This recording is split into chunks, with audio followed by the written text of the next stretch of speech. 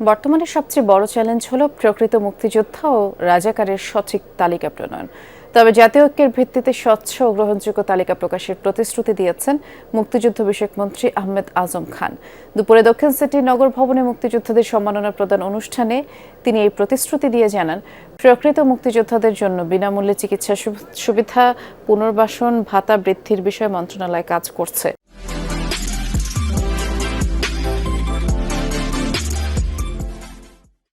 দেশের স্বাধীনতা একবারে এসেছে।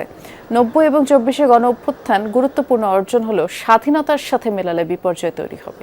অন্যদিকে মেয়র নির্বাচিত হলে দক্ষিণ সিটির অসচ্ছল মুক্তিযোদ্ধাদের দায়িত্ব সিটি কর্পোরেশন নেবে বলে জানিয়েছেন প্রশাসক আব্দুস সালাম। ভুয়া মুক্তিযোদ্ধাদের তালিকা থেকে বাদ দেওয়ার তাগিদ দেন তিনি।